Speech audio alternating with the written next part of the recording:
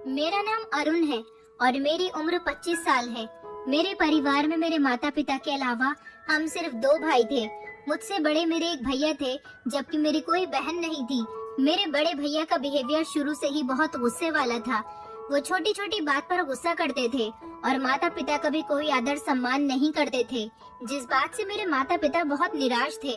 मैं उस समय कम उम्र का था, मगर अपने माता पिता की इज्जत करना अच्छी तरह से जानता था। भैया बड़े थे, इसलिए माता पिता के लाड प्यार ने उन्हें बिगाड़ दिया था। एक बेटे के बिगड़ जाने से मेरे पेरेंट्स ने मुझे अच्छे संस्कार दिए थे। मैं बिल्कुल भैया की तरह नहीं था। मेरा बिहेवियर बहुत शांत और नरम था।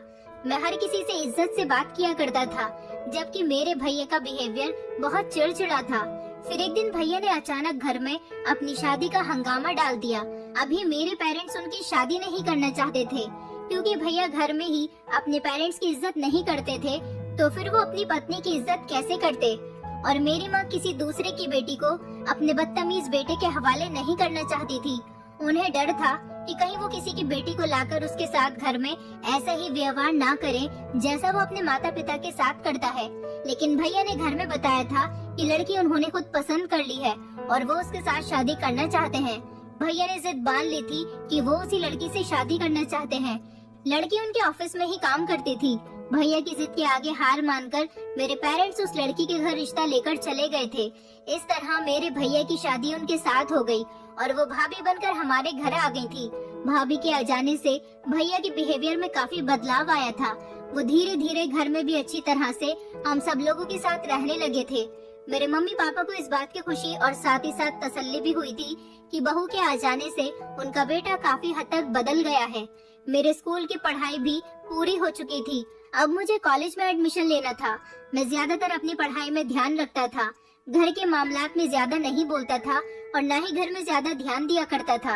इस दौरान हमारे घर में भैया भाभी के बीच लड़ाई झगड़े शुरू हो गए थे और एक दिन उन दोनों के बीच इतना ज्यादा झगड़ा हुआ कि भाभी भैया को छोड़कर जाने के लिए तैयार हो गई, तो भैया ने भी उन्हें आसानी से छोड़ दिया। झगड़ा जो भी था वो उन दोनों के बीच था, उसमें हम लोगों में से किसी का कोई बीच नहीं था। मम्मी पापा उन्हें समझाने की बहुत कोशिश कर रहे थे, मगर दोनों में से कोई भी समझने के लिए तैयार ही नहीं था।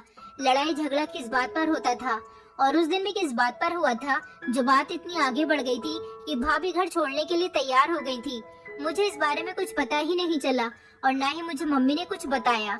ऐसा भी नहीं था कि भैया भाभी की शादी जबरदस्ती करवाई गई थी। उन दोनों ने तो खुद अपनी पसंद की शादी की थी और वो दोनों शादी के बाद एक दूसरे के साथ खुश रह रहे थे। मगर जैसे ही उन दोनों की शादी को 1 साल हुआ तो उन दोनों के बीच लड़ाई झगड़े शुरू हो गए थे। मुझे तो इस बात की कुछ समझ ही नहीं आई थी कि पसंद की शादी करने के बावजूद भी वो दोनों एक दूसरे को छोड़ने के लिए तैयार थे। बस मैं इतना जानता था कि भाभी भैया पर अलग अलग तरह के आरोप लगा रही थी। ये आरोप कैसे थे, मुझे इस बारे में कुछ भी समझ नहीं आई थी, क्योंकि उस समय मैं छोटा था। भाभी भैया से अलग होना चाहती थी, तो भैया ने भी उन्हें खुशी खुशी अलग कर दिया। भाभी अपने मायके जा चुकी थी और भैया उन्हें डिवोर्स देकर दूसरे शहर में नौकरी करने का फैसला कर चुके थे। मम्मी पापा ने उन्हें रोकने की बहुत कोशिश की, मगर वो तो पहले से ही कहाँ किसी की सुनते थे। इसलिए उन्होंने अपना सामान पैक किया और वो दूसरे शहर में नौकरी करने लगे और वहीं पर ही शिफ्ट हो गए। मम्मी पापा भैया की बहुत फिक्र करते थे, मगर उन्होंने फोन करके मम्मी पापा को बता दिया था कि वो उनकी फिक्र ना करें। भैया यहाँ पर बहुत खुश हैं और अच्छी नौकरी कर रहे हैं और वो उनको अपनी सैलरी के कुछ पैसे भेजते रहेंगे। मैंने भी मम्मी पापा को समझाया था कि भैया कोई नासमझ नहीं है, समझदार हैं और शादी करने का फैसला भी उनका ही था और अपनी पत्नी से अलग होने का फैसला भी उनका ही है। इसलिए आपको परेशान होने की कोई जरूरत नहीं है। मेरे पेरेंट्स ने जैसे तैसे भैया के बिना रहना सीख लिया था। अब उन लोगों को कोई फर्क नहीं पड़ता था कि भैया कहाँ रहते हैं और कहाँ नहीं, लेकिन भैया बीच बीच में हमारे घर पर आते जाते रहते थे और फोन पर भी बात करते रहते थे और मैं भी कभी कभी भैया से बात कर लिया करता था। इसी तरह काफी समय गुजर गया और मेरी पढ़ाई पूरी हो चुकी थी। अब मुझे किसी अच्छी नौकरी की तलाश थी। एक दिन भैया की कॉल पापा के पास आई और फिर उन्होंने हम सभी के हालचाल लिए। उसके बाद उन्होंने हमें एक ऐसी खबर सुनाई थी जिसे सुनकर हम सब लोग दंग रह गए थे। पापा ने भैया को मेरी नौकरी के बारे में बताया था कि मैं किसी अच्छी नौकरी की तलाश कर रहा हूँ और पहले किसी अच्छी कंपनी में जॉब करने के बाद एक्सपीरियंस लेना चाहता हूँ। उसके बाद ही मैं सैलरी के बेस पर नौकरी करूँगा। तो भैया ने पापा की बात पर कहा कि आप अरुण को मेरी जगह मेरी पोस्ट पर भेज दो, क्योंकि मैं कुछ दिनों के लिए बिजनेस के सिलसिले में हमारी कंपनी की टीम कनाडा जा रही है। इसलिए अगर अरुण चाहे तो मेरी जगह मेरी कंपनी में काम कर सकता है। मुझे वहाँ से आने में लगभग 3-4 महीने लग जाएंगे। इतने दिनों में तो अरुण को आराम से जॉब करने का एक्सपीरियंस हो जाएगा। फिर भैया ने बताया कि वैसे भी मेरी अभी नई नई शादी हुई है और मैं अपनी पत्नी को इस शहर में अकेला छोड़कर नहीं जा सकता। ये बात सुनकर तो पापा चौंक गए थे। उन्होंने कहा, क्या तुमने दूसरी शादी कर ली है? पापा के सवाल पर भैया शर्मिंदा हुए और कहने लगे, जी पापा, मैंने दूसरी शादी कर ली है।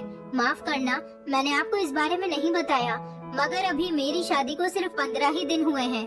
लड़की बहुत अच्छी और संस्कारी है। उसके साथ मेरी जिंदगी का अच्छा गुजारा हो रहा है और इसी शहर की है। हम दोनों एक दूसरे के साथ बहुत खुश रहते हैं। मैंने आप लोगों को इस बारे में इसलिए नहीं बताया क्योंकि मैं आपके सामने शर्मिंदा नहीं होना चाहता था कि मैंने अपनी पहली पत्नी को डिवोर्स दे दी और दूसरी लड़की से शादी कर ली। पापा कहने लगे कि चलो अच्छा ठीक है, मगर तुम्हें एक बार हमें लड़की से तो मिलवाना चाहिए था। पापा के कहने पर भैया ने कहा, मैं उसको कनाडा से आने के बाद आप लोगों से मिलवाने के लिए जरूर लेकर आऊंगा। वो भी आपसे मिलना चाहती है, लेकिन जब तक आपको अरुण को मेरे घर भेजना होगा। इस तरह उसे जॉब का एक्सपीरियंस भी हो जाएगा और मेरी पत्नी भी घर में अकेली नहीं रहेगी। उसे भी अरुण का सहारा मिल जाएगा और मैं बेफिक्र होकर कनाडा से वापस आ सकता हूँ। भैया की शादी वाली बात पर पापा का मूड थोड़ा ऑफ तो हो गया था, मगर फिर वो हर बार भैया की बातों पर अपना सर झुका लिया करते थे। इस बार भी उन्होंने अपना सर झुका ही लिया था, मगर पापा को जॉब वाली बात बिल्कुल ठीक लगी थी। इसलिए उन्होंने ये फैसला किया कि मैं अब अपने भैया की पोस्ट पर जॉब करूंगा और उनके घर पर ही रहूंगा।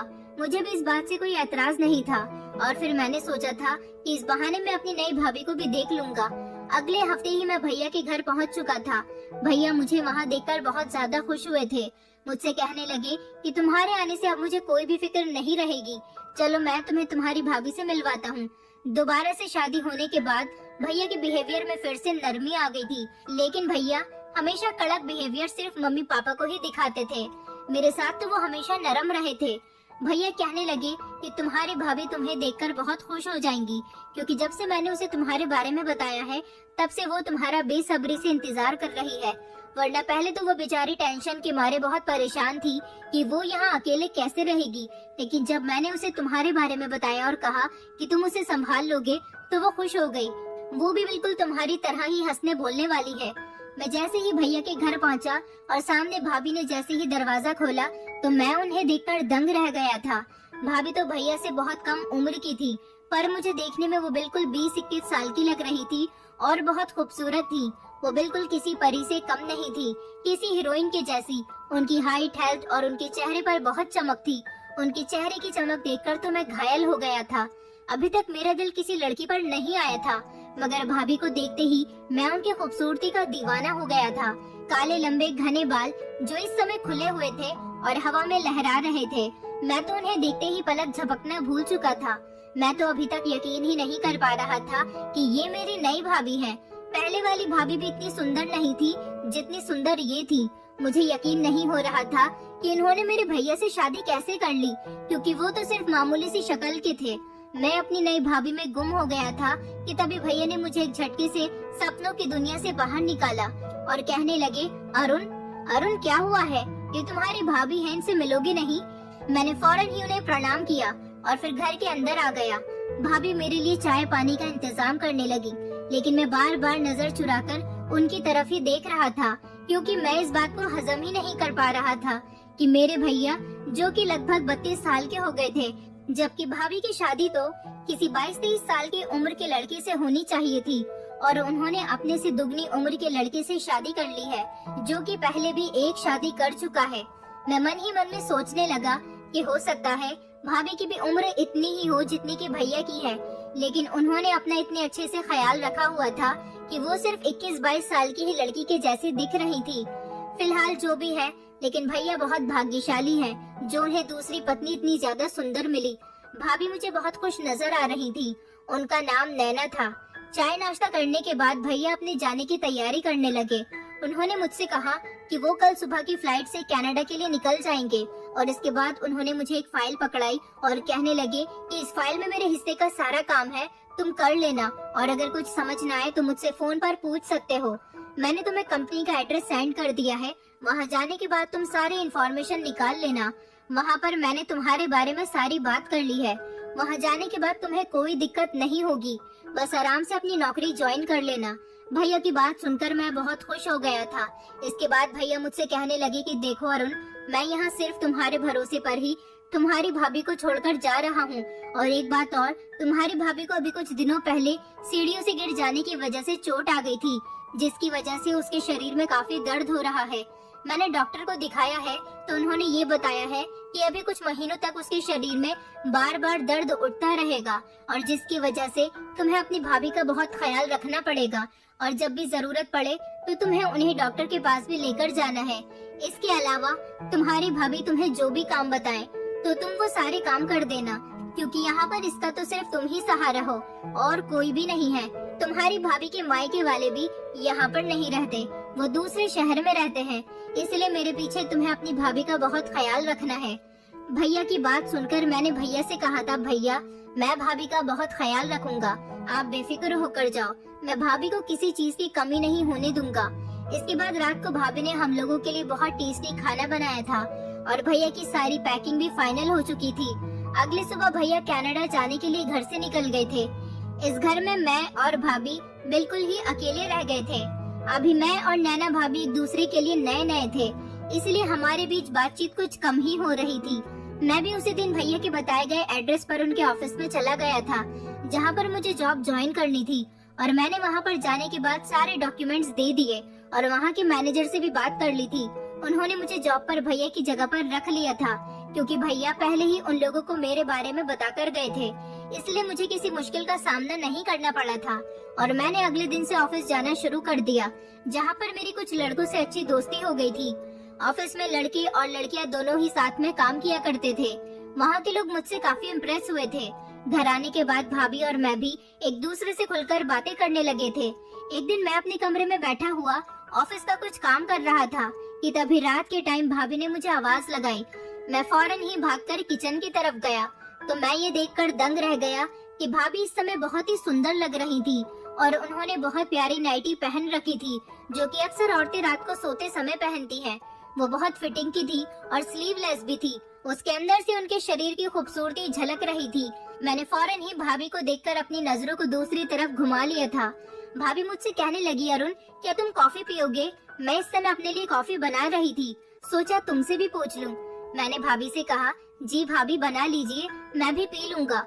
ये कहकर मैं फौरन ही अपने कमरे में जाने लगा तो भाभी ने मुझे टोक दिया और कहने लगी, अरे तुम कहाँ जा रहे हो? मैं अभी 10 मिनट में तुम्हारे लिए कॉफी बनाती हूँ, उसके बाद हम दोनों छत पर चलकर एक साथ बैठकर कॉफी पियेंगे। छत पर अच्छी हवा चल रही है और छत पर ठंडी हवा में टहलते हुए कॉफी पीने का एक अलग ही मजा होता है। भाभी की बात सुनकर मैं थोड़ा टेंशन में आ गया था, क्योंकि उस समय मैं समझ रहा था कि मेरे मन में अजीब तरह की फीलिंग्स आ रही हैं, जिसकी वजह से मुझे कुछ भी ठीक नहीं लग रहा। इसलिए मैंने उन्हें बहाना बना दिया कि आप अकेले ही छत पर चली जाइए, क्योंकि मैं इस समय ऑफिस का कुछ इम्पोर्टेंट काम करने में बिजी हूँ। इतना कहकर मैं उनकी बात सुने भी नहीं वापस अपने कमरे में आ गया था।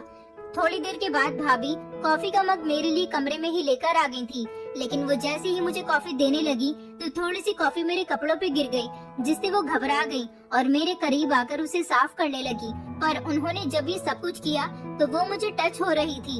इस समय मेरे मन में उनके लिए एक अजीब सी फीलिंग की लहर उठ गई। मैं फौरन ही भाभी से पीछे हट गया और मैंने उनसे कहा कि भाभी आप फिक्र मत करिए, मुझे कुछ भी नहीं हुआ है, आप अपने कमरे में आराम से जाकर सो जाइए। मैं फौरन ही बाथरूम में चला गया। मैंने खुद को समझाया कि वो मेरी भाभी है, भले ही वो मेरी ही उम्र की क्यों न हो, लेकिन भाभी तो माँ समान होती है। मुझे उनके लिए अपने मन में किसी तरह का भी कोई गलत ख्याल नहीं लाना चाहिए। इसके बाद ऑफिस की छुट्टी वाले दिन भाभी और मैं शॉपिंग पर गए थे, पर मैंने अपने लिए भी कुछ कपड़े ले लिए थे और भाभी ने भी। और इस दिन मुझे पता चला कि भाभी की उम्र सच में 21 साल है, क्योंकि मैंने बातों ही बातों में उनसे पूछ लिया कि आपको भैया कहाँ मिले थे। तो उन्होंने कहा कि दरअसल तुम्हारे भैया ने मेरी जान बचाई थी। एक दिन मेरा एक्सीडेंट हो गया था और तुम्हारे भैया मुझे अस्पताल लेकर गए, और फिर वही हमारी मुलाकातें धीरे धीरे आगे बढ़ने लगी। मैं एक अनाथ लड़की हूँ, मेरे आगे पीछे कोई भी नहीं था। मैं बचपन से ही अपने चाचा चाची के घर पर रही हूँ, लेकिन वो लोग मेरे साथ बहुत ही बुरा बिहेव करते थे। और जब मुझे तुम्हारे भैया का साथ मिल गया तो हम दोनों ने शादी करने का फैसला कर लिया। मुझे तुम्हारे भैया के बारे में पता है कि उनकी एक डिवोर्स हो चुकी है, मगर मैं उन्हें पसंद करने लगी थी और वो भी मुझे पसंद करते थे। तो फिर मैंने बिल्कुल भी देर नहीं की और तुम्हारे भैया के साथ शादी करके अब मैं खुशहाल जिंदगी जी रही हूँ। उन्होंने तुम्हारे घर वालों को हमारी शादी का इसीलिए नहीं बताया था कि कहीं उन्हें बुरा न लग जाए कि उनके बेटे ने एक अनाथ लड़की से शादी की है और बिना दान दहेज के बहू घर लेकर आ गया। मैंने भाभी से कहा कि हमारी फैमिली ऐसी नहीं है, मेरे मम्मी पापा बहुत अच्छे लोग हैं, मगर आपने बहुत अच्छा किया। मेरे बड़े भैया थोड़े कड़क बिहेवियर के हैं, मगर आपसे शादी करने के बाद बहुत नरम पड़ गए। भाभी कहने लगी कि हाँ, तुम्हारे भैया तो मुझसे शादी करने के बाद काफी बदल गए, मेरा बहुत ख्याल रखते हैं। देखो ना, यहाँ से जा रहे थे लेकिन फिर भी उन्हें मेरी कितनी फिक्र थी कि मेरा ख्याल रखने के लिए तुम्हें यहाँ पर छोड़ कर गए। बाकी सब कुछ तो ठीक चल रहा था, लेकिन ना जाने क्यों मैंने एक चीज नोटिस की थी कि जब से भैया कनाडा गए थे तब से ही भाभी घर में नए नए कपड़े पहनकर रहती थी। वो मुझे देखने में बिल्कुल भी ठीक नहीं लगती थी क्योंकि उनके कपड़े कुछ ज्यादा ही अजीब और छोटे होते थे। फिर मुझे लगा कि हो सकता है भाभी इन सब बातों पर इतना ध्यान नहीं देती हूँ और फिर मैं उनकी नजर में उनके छोटे भाई की तरह हूँ, इसलिए वो इस तरह के कपड़े मेरे सामने आराम से पहन रही हैं। मैंने इस बात को इग्नोर कर दिया और अपने काम में बिजी हो गया। इधर मेरे ऑफिस में काम तेजी से हो रहा था क्योंकि बॉस का कहना था कि तुम अपने भैया की तरह ही काम कर रहे हो, इसलिए मैं तुमसे बहुत इम्प्रेस हो गया हूँ। ऑफिस में मेरा एक दोस्त बन गया था जो कि बिल्कुल मेरे जैसे ही बिहेवियर का था। बॉस ने हम दोनों को एक प्रोजेक्ट पर काम करने के लिए दिया था। एक दिन मैंने उसे अपने घर खाने पर इनवाइट कर दिया और भाभी को उसके बारे में बता दिया ताकि वो मेरे दोस्त के लिए भी खाना बना ले, क्योंकि मेरा दोस्त सुशांत कई बार मुझे होटल में पार्टी दे चुका था, मगर मैं उसे घर के खाने पर इनवाइट करना चाहता था। भाभी तो बहुत अच्छा खाना बनाती थी, इसलिए मैंने उसे बेझिझक इनवाइट कर दिया, जिस पर भाभी को भी कोई प्रॉब्लम नहीं हुई थी। भाभी ने उसके लिए सारे इंतजाम कर लिए थे और सुशांत रात को डिनर पर हमारे घर आ गया था। उस दिन के बाद धीरे धीरे मेरा दोस्त घर आने जाने लगा। उसकी भी भाभी से अच्छी जान पहचान हो गई थी। भाभी हम दोनों के लिए कभी चाय नाश्ता बनाकर लाती तो कभी हम दोनों के लिए अच्छा खाना बनाकर तैयार कर लिया करती थी, जिसकी वजह से मेरा दोस्त भाभी की बहुत तारीफ करता था। कहता था भाभी का बिहेवियर तो बहुत अच्छा है और तुम्हारी भाभी तो कहीं से भी तुम्हारी भाभी नहीं लगती। ऐसा लगता है जैसे वो हमारे साथ हम लोगों की ही फ्रेंड्स हैं, बिल्कुल हमारे साथ अपने जैसा बिहेव करती है। बल्कि कभी कभी ऐसा लगता है कि वो तुम्हारी भाभी नहीं बल्कि तुम्हारी अच्छी दोस्त है। एक दिन मेरे दोस्त ने भाभी से पूछा कि आपने कहाँ तक पढ़ाई की है। ये बात सुनकर भाभी का चेहरा उतर गया। उनके उदास चेहरे को देखकर हम पूछने लगे थे कि क्या हुआ, तो उन्होंने बताया कि उनके चाचा चाची ने मुश्किल से उन्हें हाई स्कूल तक ही पढ़ाया था। इसके बाद उन्होंने साफ इनकार कर दिया कि वो उनकी पढ़ाई पर पैसे खर्च नहीं कर सकते और इसी वजह से वो ना चाहते हुए भी आगे की पढ़ाई जारी नहीं रख पाई। मैंने भाभी से कहा लेकिन अब तो आपके साथ ऐसा कुछ भी नहीं है, अभी तो आपकी कोई इतनी खास उम्र भी नहीं है, इसलिए अगर आप चाहो तो अपनी पढ़ाई दोबारा से शुरू कर सकती हो। मुझे नहीं लगता कि भैया इस सब चीजों के लिए आपको मना करेंगे। मेरे दोस्त ने भी भाभी को बताया, भाभी आप एक काम करो, हमारे शहर में बहुत अच्छे स्कूल है, आप तो वैसे भी काफी होशियार लगती हो, आप चाहो तो घर बैठकर प्राइवेट पढ़ाई कर सकती हो। मैं कहने लगा हाँ भाभी, ये ठीक कह रहा है, आपको आगे पढ़ना चाहिए क्योंकि बिना शिक्षा के तो इंसान अधूरा है। भाभी मुस्कुराते हुए कहने लगी कि मैं बिल्कुल ऐसा ही करती, लेकिन क्योंकि अभी मुझे कुछ दिनों पहले ही चोट लगी हुई है जिसकी वजह से कई बार अचानक मेरे शरीर में दर्द उठने लगता है, इसलिए मैं अभी तो पढ़ाई नहीं कर सकती और अब तो शादी भी हो गई है तो मुझे अपना घर भी देखना होता है। फिर आगे मेरे बच्चे हो गए तो मैं पढ़ाई के साथ साथ अपने बच्चों को कैसे संभाला करूँगी। बच्चों के होते हुए पढ़ाई करना मेरे बस की बात नहीं हो सकती। उनकी ये बात सुनकर मैं और मेरे दोस्त दोनों ही सोच में पड़ गए थे। मैंने भाभी से कहा तो फिर आप एक काम करो, आप घर में काम के लिए कोई नौकरानी रख लो, इस तरह आप अपनी शिक्षा पूरी कर सकती हो। मेरी ये बात सुनकर भाभी के चेहरे पर चमक आ गई। वो कहने लगी अरे तुमने आइडिया तो बहुत अच्छा दिया है। और फिर हम लोगों ने फौरन ही भाभी का एडमिशन कराने के बारे में सोचा, लेकिन भाभी ने कहा ये सब करने से पहले मैं तुम्हारे भैया की परमिशन ले लूं, इसके बाद ही मैं एडमिशन लूंगी और उसके बाद ही ये सारी बातें भी फाइनल होंगी। शाम को भाभी ने भैया से पूछा तो भैया ने खुशी खुशी हाँ कर दी थी। भाभी आगे पढ़ने के लिए बहुत खुश थी। कहने लगी कि मुझे पढ़ाई करने का बहुत शौक था। वो कहने लगी, अरुण मुझे घबराहट हो रही है, कितने सालों बाद मैं किस तरह पढ़ाई करूंगी। मैंने भाभी से कहा कि आप फिक्र मत करो, मैं सब हैंडल कर लूंगा। तो भाभी कहने लगी कि मैं कैसे सब कुछ अकेले हैंडल करूंगी, अगर मैं स्कूल जाऊंगी तो लोग वहाँ पर मेरी मजाक उड़ाएंगे कि इतनी उम्र में आकर मैं अपनी पढ़ाई दोबारा से शुरू कर रही हूँ, और प्राइवेट पढ़ाई करूंगी तो घर में बैठकर मेरी कुछ समझ ही नहीं आएगा। मुझे घर में भी तो कोई समझाने वाला होना चाहिए ना। तो मैंने कहा बस इतनी सी बात, आपको बिल्कुल भी टेंशन लेने की जरूरत नहीं है, मैं आपको फ्री टाइम में पढ़ा दिया करूंगा। आपको कुछ भी समझ ना आए तो आप बेझिझक मुझसे कुछ भी पूछ लेना। ये सुनकर भाभी बहुत खुश हो गई थी। मैंने भाभी का एडमिशन प्राइवेट स्कूल में करवा दिया था, जहाँ पर उन्हें जाने की भी जरूरत नहीं थी, और एक नौकरानी से बात कर ली थी, मगर वो अभी कुछ दिन बाद आने के लिए कह रही थी। अब हमेशा मैं भाभी की पढ़ाई में मदद कर दिया करता था, और मेरा दोस्त भी कभी कभी घर पर आता जाता था। हम तीनों एक साथ घूमने के लिए भी चले जाते थे, कभी डिनर पर जाते थे तो कभी किसी शॉपिंग मॉल में। हम तीनों के बीच बहुत अच्छी दोस्ती होने लगी थी। मेरे घर पर भी बात होती थी तो मैं अपने मम्मी पापा को यही बताता था कि भाभी बहुत अच्छी हैं और बिल्कुल मेरा अपने छोटे भाई की तरह ख्याल रखती हैं, जिस पर मेरे मम्मी पापा मेरी तरफ से बेफिक्र हो जाते थे। एक रात भाभी ने अचानक ही मुझे फोन करके अपने कमरे में बुलाया। जब मैं उनके कमरे में पहुंचा तो वो मुझसे कहने लगी कि मेरी कमर में बहुत तेज दर्द हो रहा है और डॉक्टर ने उन्हें तेल दिया है जिससे उनके शरीर पर मालिश की जाती है। जब भैया थे तो वो उनकी अच्छी तरह से मालिश कर दिया करते थे, लेकिन अब तो वो यहाँ पर नहीं है और भाभी का हाथ उनकी कमर तक नहीं पहुँच पाता, इसलिए मैं इस तेल से उनकी मालिश कर दूं। मैंने फौरन ही उनके हाथ से तेल ले लिया और उनकी मालिश करना शुरू कर दी, लेकिन ना जाने क्यों जब मैं उनकी मालिश कर रहा था तो वो तिरछी निगाह से मुझे ही बहुत अजीब तरीके से देख रही थी। मैंने इसीलिए फटाफट उनकी मालिश की और फिर बहाना बना दिया कि मुझे बहुत तेज नींद आ रही है, इसलिए मैं सोने के लिए जा रहा हूँ। इतना कहकर मैं फौरन ही उठकर वापस अपने कमरे में आ गया था। मैंने धीरे धीरे अब नोटिस किया था कि भाभी मुझसे अपना हर छोटा मोटा काम करवाती रहती हैं। जैसे कभी कहीं जा रही होती है तो कभी अपनी साड़ी के ब्लाउज की डोरी मुझसे बंधवाती है, तो कभी अपने गले में नेकलेस पहनाने के लिए कहती हैं, और कभी रात को अपने कमरे में बुलाकर अपनी नाइटी का हुक लगवाती रहती हैं कि मेरी कमर पर हाथ नहीं जाता। वैसे इन चीजों में कोई खराबी नहीं थी, क्योंकि अगर मैं वहाँ था तो उनकी मदद कर सकता था, लेकिन वो भी मुझसे जो काम करवाती इस समय वो मेरे करीब आने की भी कोशिश करती थी और मुझे अजीब तरह से देखा करती थी, जिससे मुझे बहुत अजीब घबराहट होने लगी थी और उन पर शक भी होने लगा था कि कहीं भाभी के मन में कुछ और तो नहीं चल रहा। इस समय मैं अब उनसे दूरी बनाने लगा था और बहुत ही कम बात करने लगा था। वो हमेशा मुझसे कहती थी कि मैं उन्हें भाभी न कहूँ बल्कि उनका नाम लेकर बुलाया करूँ, क्योंकि वो मेरी ही उम्र की है। लेकिन मैंने मना कर दिया था कि आप मेरी भाभी हो और मैं आपकी बहुत इज्जत करता हूँ, मैं आपका नाम नहीं ले सकता। एक रात बहुत तेज बारिश हो रही थी, तभी मेरे दरवाजे पर दस्तक होने लगी। बाहर तूफान आया हुआ था और दरवाजे पर भाभी थी। भाभी मेरे कमरे में आ गई और मुझसे कहने लगी कि मैं आज रात यहीं पर सो जाऊंगी, क्योंकि बाहर बादल गरज रहे हैं और उनकी आवाज से मुझे बहुत डर लगता है और घबराहट की वजह से मुझे नींद भी नहीं आ रही। उनकी बात सुनकर मैं डर गया था और यही सोचने लगा कि भाभी मेरे कमरे में सोएंगी, वो भी सारी रात के लिए, तो फिर ना जाने आगे क्या होगा। मैंने भाभी से कहा कि आपको इतने बड़े होकर डर लग रहा है, आप डरो मत, मैं तो आपके बराबर वाले कमरे में ही हूँ। अगर आपको किसी भी चीज की जरूरत हो तो आप मुझे बता देना, आप चाहो तो अपने कमरे में आराम से सो सकती हो। लेकिन भाभी ने मेरी कोई बात नहीं सुनी और वो फौरन ही मेरे बेड पर जाकर लेट गईं।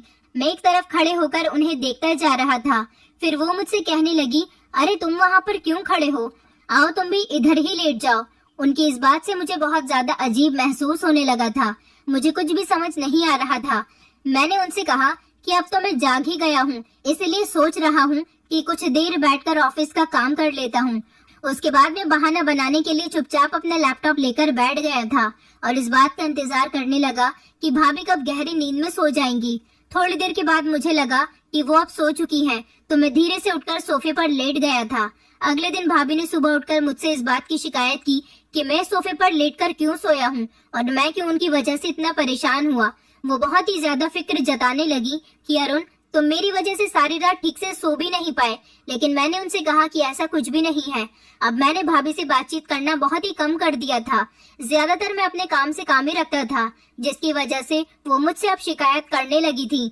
अरुण, तुम अब पहले की तरह बिल्कुल भी नहीं रहे। अब तो तुम मुझसे ज्यादा बात भी नहीं करते हो और ना ही मुझे कहीं घुमाने फिराने के लिए लेकर जाते हो।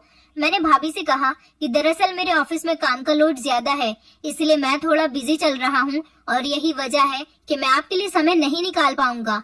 आई एम सॉरी भाभी। ये कहकर मैं वापस अपने कमरे में आ गया था और अंदर से दरवाजा बंद कर लिया।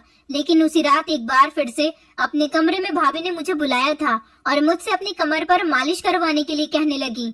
मैं जैसे ही उनकी मालिश करने लगा, उसके थोड़ी ही देर के बाद अचानक वो उठकर बैठ गई। फिर कहने लगी कि तुमने अभी तक मुझे ये नहीं बताया कि तुम्हें सबसे ज्यादा क्या पसंद है।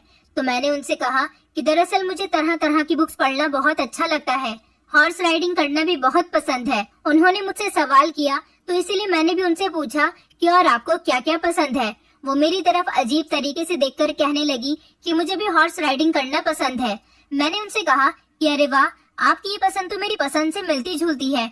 इस समय एक अजीब सी मुस्कुराहट उनके चेहरे पे फैल रही थी।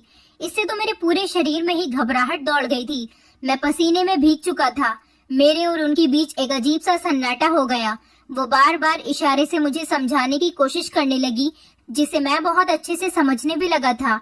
और तभी फिर मैं अपने होश में आया और मैंने अपना आपा खो दिया। मैं उन पर जोर से चिल्लाया कि भाभी, आप मुझसे ये किस तरह की बातें कर रही हो। ऐसा कहने पर भाभी थोड़ा सा घबरा गई और कहने लगी, अरुण, तुम शायद मुझे गलत समझ रहे हो, मेरा वो मतलब नहीं था। मैंने उनसे कहा कि मुझे नहीं लगता कि मैं आपको गलत समझ रहा हूँ। मैं ये कहकर उनके कमरे से बाहर निकल आया। मुझे उन पर बहुत गुस्सा आ रहा था। मुझे समझ नहीं आ रहा था कि भाभी ने मुझसे इस तरह की बात कही है और मुझे इस तरह का इशारा क्यों दिया। अब मुझे भाभी की हरकतें कुछ ठीक नहीं लग रही थी। उस दिन के बाद से तो मैंने भाभी से और भी ज्यादा बातचीत करनी बंद कर दी थी। हालांकि उन्होंने मुझे मनाने की बहुत कोशिश की और मुझे बार बार ये समझाने लगी कि ऐसी वैसी कोई बात नहीं है जैसा तुम समझ रहे हो। पर फिर भी मैंने उनसे झूठा दिखावा कर लिया था कि ठीक है, मैंने उनकी बात मान ली है और उन्हें माफ कर दिया। एक दिन ऑफिस में अचानक ही मेरी थोड़ी तबीयत खराब हुई और जब मैं जल्दी घर वापस लौट आया तो ये देखकर दंग रह गया कि भाभी के कमरे से मेरे दोस्त सुशांत के हंसने की आवाज आ रही थी। सुशांत ने तो आज ऑफिस से छुट्टी ली हुई थी। उसने बताया था कि आज उसे अपनी फैमिली के साथ कहीं दूर के रिश्तेदार की शादी में जाना है, इसीलिए वो ऑफिस से छुट्टी कर रहा है। लेकिन वो तो यहाँ पर अकेला भाभी के साथ क्या कर रहा था। भाभी पर तो मुझे पहले से ही शक था, लेकिन अब मेरा दोस्त सुशांत भी मुझसे झूठ बोलकर यहाँ पर आ रहा है, इस बात का तो मैं आइडिया भी नहीं लगा सकता था। अभी मैं चुपचाप खड़ा होकर उनकी बातें सुनने लगा। वो दोनों मेरा ही मजाक बना रहे थे। भाभी कहने लगी कि तुम्हारा दोस्त अरुण तो एक नंबर का बेवकूफ है। मैंने तो उसे न जाने कितनी बार इशारा किया, लेकिन मुझे तो लगता है कि उसमें मर्दों वाली कोई बात ही नहीं है और इसलिए वो हर समय मुझसे छुपा छुपा घूमता है। मुझे तो तुम में ही मर्दों वाली बात नजर आती है। सुशांत उनकी बात पर बहुत खुश हो गया और कहने लगा, अरे आप उस अरुण को छोड़ो, वो तो बड़ा ही डरपोक किस्म का इंसान है और मेरे साथ खुश रहो। और इसके बाद उन दोनों ने जो किया उसे देखकर तो मैं दंग रह गया था। जिस चीज पर सिर्फ और सिर्फ मेरे भैया का हक था वो इस समय सुशांत को मिल रहा था। ये सब देखकर मैं घूम गया था और मुझे बहुत ही गुस्सा आ रहा था। मैंने फैसला कर लिया था कि अब मैं भाभी की सारी सच्चाई भैया के सामने लाकर ही रखूंगा। वो मेरे भैया को धोखा दे रही थी और मैं ऐसा बिल्कुल भी नहीं होने दे सकता था। इसलिए मैंने ही फोन करके भैया को भाभी की एक एक हरकत के बारे में बता दिया था, जिस पर भैया पूरी तरह से भड़क गए थे और भाभी के साथ में नॉर्मल रिएक्ट किया था। भैया ने 2 दिन बाद आने के लिए कहा था। 2 दिन बाद जैसे ही भैया घर आए तो उन्होंने घर आते ही भाभी को मारना पीटना शुरू कर दिया और उनसे कहने लगे कि पागल औरत, मैंने तुझे अपने भाई को इम्प्रेस करने के लिए कहा था, मगर तू तो उसके दोस्त के साथ ही मजे लूट रही है। भैया भाभी की बात सुनकर मैं घबरा गया था कि भैया आखिर भाभी से किस तरह की बात कर रहे थे। मैंने भैया से पूछा कि आप लोग ये क्या कह रहे हो। भैया कहने लगे, अरुण, दरअसल मुझे तुम्हारी मदद की जरूरत थी। मैं ना मर्द हूँ और मुझे बच्चा चाहिए था और अपने ही परिवार का खून चाहिए था। मेरी पहली पत्नी भी मुझे इसलिए छोड़कर चली गई और उसने मुझे नामर्द कहकर कई लोगों के बीच बदनाम कर दिया था। तुमसे बेहतर मुझे अपने परिवार का वारिस पैदा करने के लिए कोई नहीं लगा, इसलिए मैंने तुम्हें बहाने से यहाँ पर बुला लिया था और मैं चाहता था कि तुम मेरी पत्नी के साथ संबंध बना लो ताकि मेरी पत्नी तुम्हारे बच्चे की माँ बन सके, लेकिन इसने तो तुम्हारे दोस्त को ही पटा लिया। भाभी भैया से रोते हुए कहने लगी, मैंने तो तुम्हारे भाई को पटाने की बहुत कोशिश की, मगर ये मेरी अदाओं के जाल में कभी फंसा ही नहीं। अब मैं क्या करती? तुम्हें बच्चा चाहिए था, इसलिए मैंने इसके दोस्त को ही अपना निशाना बना लिया।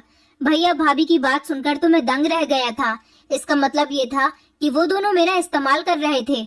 मेरा सगा भाई मेरे साथ ऐसा कर सकता है? मुझे अपने कानों पर विश्वास ही नहीं हो रहा था। भैया को जैसे ही लगा कि मैं यहाँ से भाग जाऊंगा, भैया ने अचानक मेरे सर पर डंडा मार दिया और मैं बेहोश हो गया था।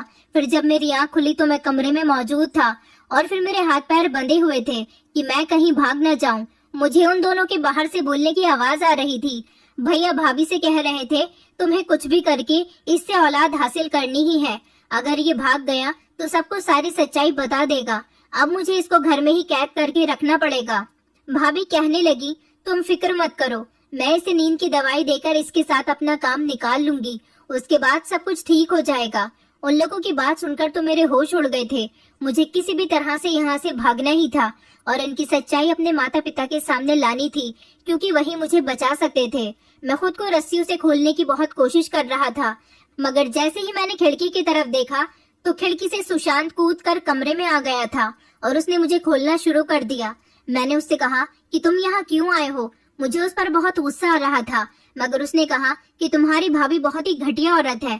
मैं तुम्हारी भाभी से मिलने के लिए दरवाजे तक आया ही था कि मुझे तुम सब लोगों की बातों की आवाज आई। तब मुझे पता चला कि तुम्हारी भाभी तो बहुत चालाक औरत है और उसके साथ तुम्हारा भैया भी मिला हुआ है। तुम्हारी जान को खतरा था, इसलिए मैं तुम्हें बचाने के लिए आया हूँ। सुशांत की बात सुनकर मेरे दिल में उसके लिए मोहब्बत बढ़ गई थी, क्योंकि मैं उस दिन के बाद से उससे नफरत करने लगा था। उसने जल्दी से मुझे खोल दिया और हम दोनों वहाँ से बहुत दूर भाग गए थे। अब मुझे सारी सच्चाई अपने माता पिता को बतानी ही थी, इसलिए मैंने उनको फोन कर दिया और सब कुछ बता दिया। उन्होंने मुझे फौरन ही घर आने के लिए कहा। मैंने अपने दोस्त को थैंक यू बोला और उससे कहा कि मैं अपने घर जा रहा हूँ। मेरे पास इस समय वॉलेट भी नहीं था, इसलिए उसने मुझे घर जाने के लिए थोड़े से पैसे दे दिए। मैं जैसे ही अपने घर आया तो मेरे पेरेंट्स ने भैया को फोन करके उनसे सारे संबंध खत्म कर दिए थे और उनसे फोन पर बहुत ज्यादा लड़ाई झगड़ा हुआ था। मेरे पापा ने कह दिया था कि वो अब भैया की शक्ल तक नहीं देखना चाहते और वो उनको अपनी जायदाद से भी बेदखल कर रहे हैं, क्योंकि अब उनका सिर्फ और सिर्फ एक ही बेटा है और वो है अरुण। मेरे पेरेंट्स का कहना था कि तुम बचपन से ही जिद्दी और बदतमीज रहे हो, लेकिन हमें ये नहीं पता था कि एक दिन तुम इतनी गिरी हुई हरकत कर दोगे, और वो भी अपने छोटे भाई के साथ। तुम्हें ऐसा करते हुए शर्म नहीं आई, इसलिए मेरे माता पिता ने उनसे सारे रिश्ते नाते खत्म कर दिए थे। हालांकि भैया मेरे मम्मी पापा से माफी मांग रहे थे, लेकिन उनकी किसी भी बात की सुनवाई नहीं हुई थी और उन लोगों ने मुझे गले से लगा लिया था। वो भगवान का धन्यवाद कर रहे थे कि उनका बेटा सही सलामत वापस उनके पास आ गया। अब उन्होंने कहा कि हम तुम्हें कहीं भी नहीं जाने देंगे। हमारा एक बेटा तो ना जाने किस पर चला गया, लेकिन हम तुम्हें सीने से लगाकर रखेंगे और तुम यहीं पर रहकर नौकरी करोगे। तुम्हें कहीं भी जाने की जरूरत नहीं है। अब मैं अपने शहर में ही नौकरी कर रहा हूँ। भैया भाभी से तो हमने कोई भी रिश्ता नहीं रखा और न ही अब वो हमारे घर आते हैं। कुछ रिश्ते इस तरह से अपने रिश्तों को खराब करने की कोशिश करते हैं, जैसे मेरे भैया ने अपनी बदनामी दूर करने के लिए मेरा फायदा उठाने की कोशिश की थी। अगर वो ना मरते तो अपना इलाज भी तो करा सकते थे, मगर उन्होंने ये राज दुनिया से छुपाने के लिए अपने छोटे भाई का ही इस्तेमाल करना चाहा और ये भी नहीं सोचा कि उनकी पत्नी और मेरे बीच क्या रिश्ता है। कुछ रिश्ते इसी तरह से रिश्तों को शर्मसार कर देते हैं और ऐसे रिश्तों से हमें कोई ताल्लुक नहीं रखना चाहिए। दोस्तों, उम्मीद करती हूँ आपको हमारी कहानी पसंद आई होगी। कहानी पसंद आई हो तो वीडियो को लाइक करें, चैनल पर नए हैं तो चैनल को सब्सक्राइब करें और हाँ, नोटिफिकेशन बेल को जरूर दबाएं ताकि अगली अपडेट सबसे पहले आपको मिले।